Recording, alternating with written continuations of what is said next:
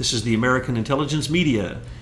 Thomas Paine with you, talking with the most amazing man in the world. We thought we knew who the most interesting man in the world was, but now we have to change our opinion about that, because we're talking with a guy who blows my mind. Let me just say something about myself, which I've never said in any of these.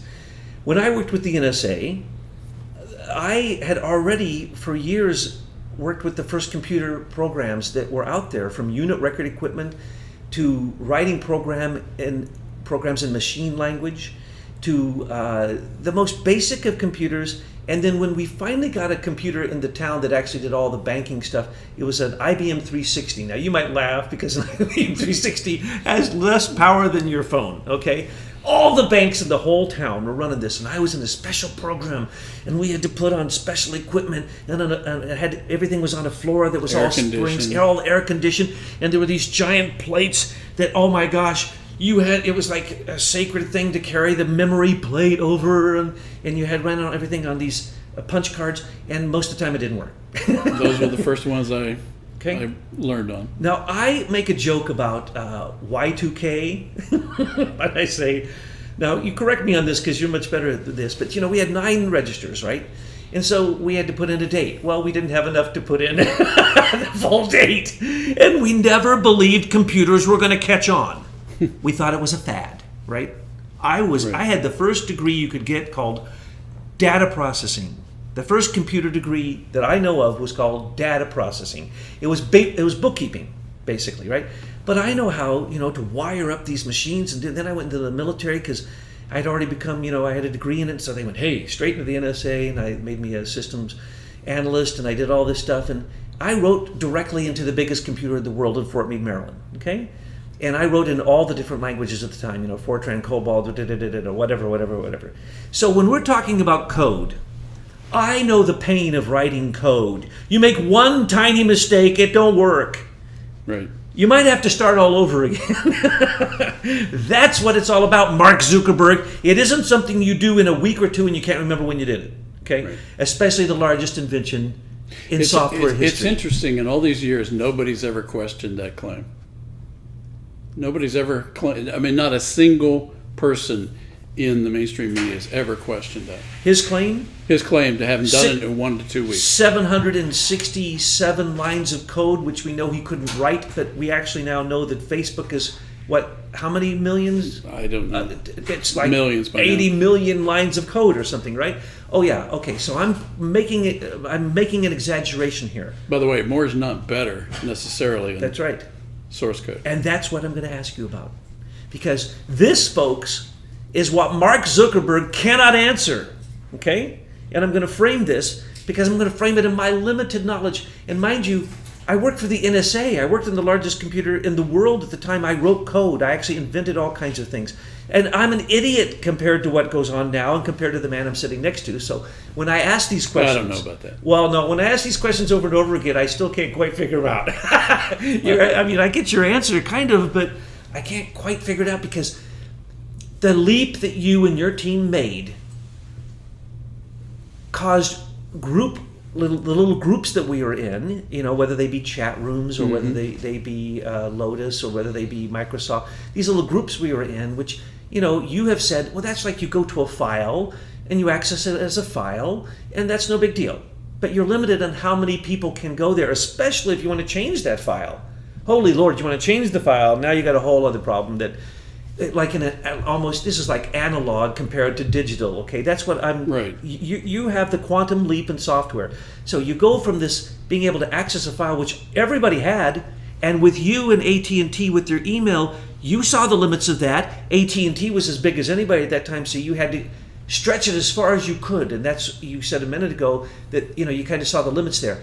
But what the heck happened? Well, we discovered the limits. We didn't see them right away. But what happened when you guys said, as you've explained this, which I still can't comprehend because my mind is too small, when you go from accessing a file to somehow you explain it as the memory can be stored in pieces everywhere, you just have to know what code you put on those pieces so that you can pull them all together when you need them. You don't need them in a nice, neat row. You can randomly just send them out there and the computer can regenerate their...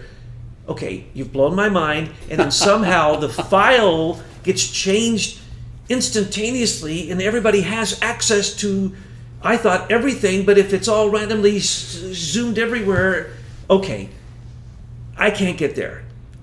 Mark Zuckerberg can't get there. Peter Thiel can't get there. Certainly James Chandler, Well, they all got John there. Breyer They all can't got get there there. at the same time. Uri Milner can't get there. None of them can get there. Can you help us understand that step? And Betsy, chime in because this was your idea. Well, I think that the problem you always have is when you try to use an analog metaphor in a digital environment, because in the end, digits are just zeros and ones passing over a wire. And so the challenge is how to explain it. And I thought of a different way of describing it to you. And the real issue, one of the real issues is how do you store all this stuff? Because if we think of our computers, we know that there's a drive in there and it's spinning around and I put files on it and I can fill it up. And then what do I do when I fill it up? I got to go get another one. Well, then I got to copy some of those across. Well, when it's a small volume, it's okay to do that. And basically in the 90s, that's what was happening on a slightly larger scale with products called groupware. Microsoft Exchange, Novell, GroupWise, Lotus Notes, and IBM's products. And AT&T had one. In fact, AT&T had an alliance with Lotus to basically try to commercialize that approach all over the planet. And about this time I was rebuilding AT&T's email system, they were dumping Lotus Notes project because they found it couldn't scale. In other words, a company might be able to use it, but when two or more companies wanted to use it, it was getting too slow and too hard to manage. And so when we started out to think about this problem, we didn't assume that we were going to have to kind of innovate a whole different approach to the way data is stored. At the time, for a year and a half, maybe 2 years, we assumed we were going to use one of the existing paradigms. And then I vividly remember the day we had the aha moment and we recognized that groupware would never scale. And when we had that revelation, it was like we acknowledged ourselves that we had to reprogram ourselves because we were so ingrained in the way it had been done by Microsoft, by IBM, by Novell, all our whole lives, that we realized we can't do it that way. We've got to figure out a new way, and that was a magic moment. When we had that moment, we realized it was innovative and it was non-obvious, and it was all those things you needed to do patents. Well, at that time, Google was only about 10 million users, and so that was really early days in the internet. So we recognized that if we were going to protect this idea, we had to go down the patent route, and that's what we ended up doing. But you said the patent route? The patent route, in other words, to protect your intellectual property, you got different choices. One is you can protect it as a trade secret forever, like Coca-Cola does with their trade secret. It's not a patent, it's a trade secret. So if you can keep your idea secret, then you've got your proprietary claims. But then you can also go down and protect it with trademarks, copyrights, patents. And so you really kind of have to think that through to figure out the best way to protect your property. And as it turns out, protecting copyrights and patents is the only property right actually embedded in the Constitution. So it's not a bad way to go, we thought. But back to your question about part of the problem you had to solve in a large scale is how do you store all this data and keep track of it so the system knows what's mine, what's yours, what's ours, and it all flows. And so basically that's when we really focused on a different kind of metadata. That was one key piece. So when you hear all this stuff about the priority of metadata with a lot of this illegal surveillance, that's all studying that new kind of metadata that we created. And it's very rich metadata. It's much different than what we were used to in the files and folders world. And the other aspect of that is the storage. And so we wanted a system that you wouldn't have to be continually adding hard drives, copying files across, and never sure where information is. And so what we did is we developed a concept that would be like, let's put a bunch of cups on the table, and let's connect each cup with a hose right down at the bottom of the cup, and then start pouring water in all those cups. And I think everybody knows what would happen. We would pour the water in, it would be distributed around all those cups, and all those cups would always be at the same level, and they would always be rising. So the only thing you have to do then, assuming you know how you can get the data back, is you just have to keep adding cups to your network. And if you keep adding those spinning hard drives and they can keep storing data, then you've got part of the problem for scalability solved. That's the hardware problem. So then the software problem is, how do we keep track of? We wanted a system that no matter where you logged into the system would tag your piece of data in such a way that then the system could just put it wherever it wanted to put it. And so that whenever you then log back in, and the key is the login, then the system would essentially go out to the entire group of cups and look through all of them and pull all your data back so that you have a unique view that's real time, always updated. It sounds to me like you had to actually go into another dimension of thinking to create this. Well, we actually did a number of innovative things with product design, and if I don't want to get into too many weeds in terms of product design philosophies, but there are many.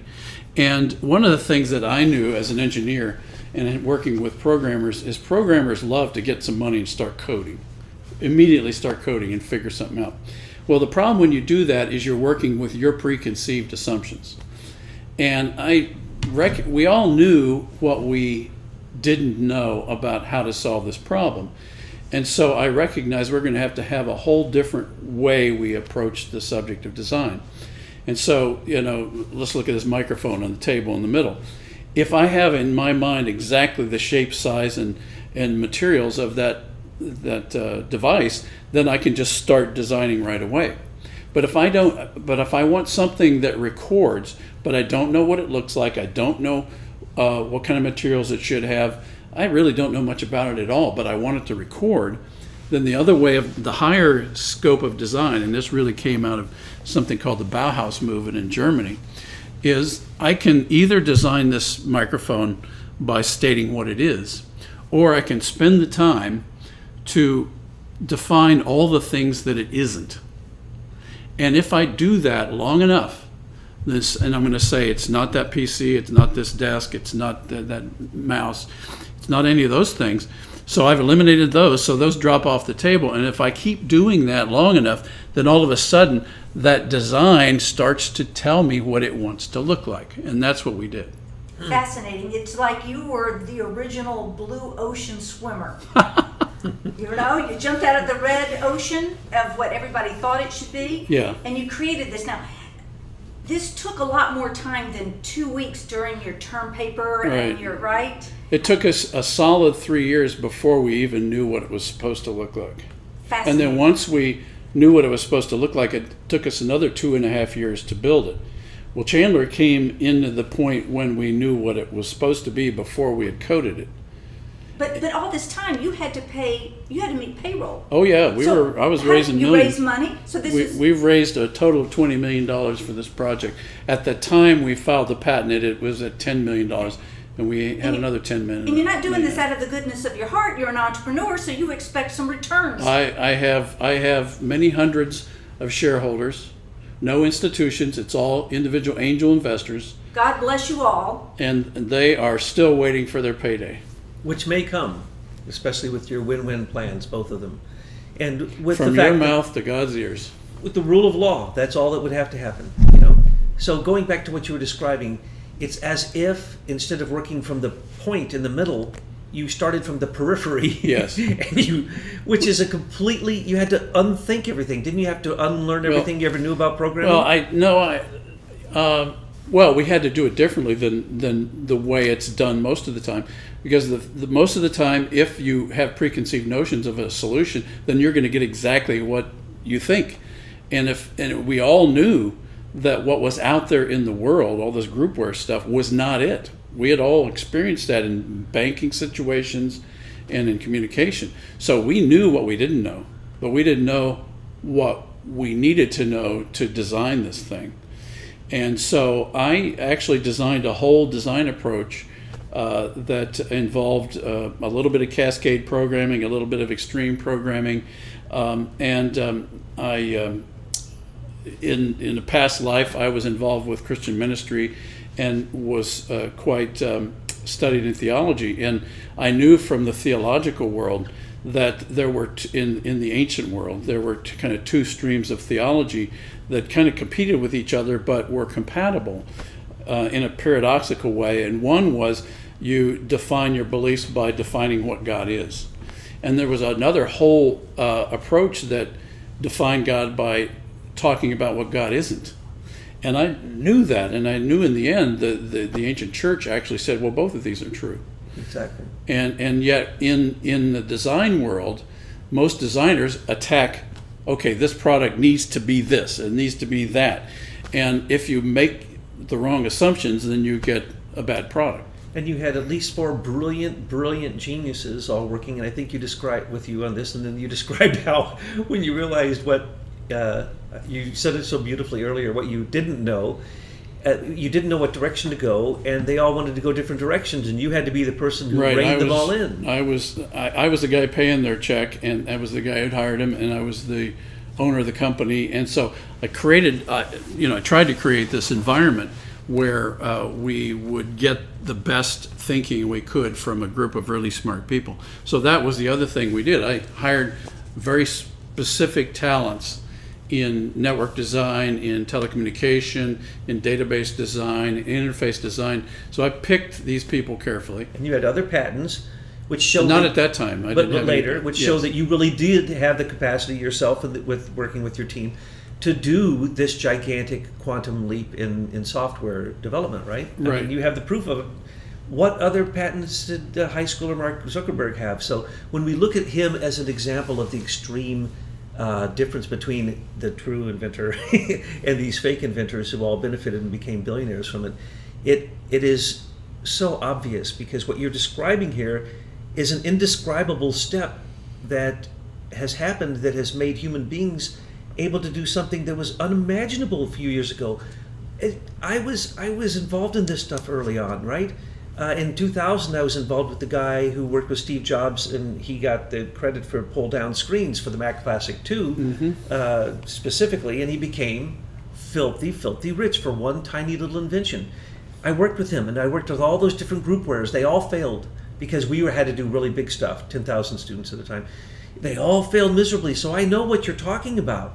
This is nothing Mark Zuckerberg or any of the other people who have developed these social networks ever speak about. When they speak in the most vague general terms that they really obviously show that they don't know this step actually happened, nor do they understand how it happened, and therefore they don't deserve what they have. I even saw this interview recently where some guy's talking about maybe some robot invented it. So they say I it's did, seriously. Sophia, Yes, the Russian that's robot, it, right? that's it. But we know it's Sophia Yeah, of right. the spiritual nature. Well, it's not that magical. I mean, engineering is engineering, and you may have. But if you don't know that, then you're going to create. You say it's a magical. Yeah, It's you're gonna easy say, for you right? engineers. Well, maybe it happened, and maybe it came down from heaven. Did the apple drop on your Yes, head, like, right. and that's you No, had the moment? It was a lot of very detailed work to get to that point. But when we got to that point, we were all experienced enough and bright enough to know, oh man, this is huge. Was it one person who actually, wrote 5 lines of code, and then his mind exploded because he No, realized what he did? once we realized, once we had the aha moment, we then knew what to do. And then we knew, boom, that was going to be what it looked Were like. you excited? Was Oh, your team man, excited? worried. What was that like? I mean, when you found that I aha moment? remember I was sitting in our conference room, and we had the aha moment, and I said, oh my gosh, groupware will never scale. And we all agreed. And there were issues later with how to implement it, but they were all technical things related to engineering that we eventually solved. And obviously it worked because everybody copied it in 2004. It's like so many inventions. they look at it, the scientist looks at it, they look at it for years and years and years and years and years, and then one moment they look at it and they see it in a different way. What is that? We, in the type of science that we follow, called Goethean science, it's a phenomenological experience that if you can bring your consciousness into perception so clearly for even a moment, you could have that innovative idea come into your brain at that exact instant. And many times these inspirations come in and you see them in a second, but it takes 10 years to unpack them. It does. And I had done a lot of management training, leadership development, organizational development for the previous decades. And so I had done a lot of work with brainstorming, creativity, complex problem solving. And so I had developed a number of methodologies, storyboarding and mind mapping and things like this, for teaching people how to break through when they got stuck. And so I knew a lot of that from my past work. A lot of it had not been applied in programming, because programmers are a different type of person. They're much, I would say, much more hard-headed, much more sure that they're right. And so you had a lot of issues related to the personality differences to deal with.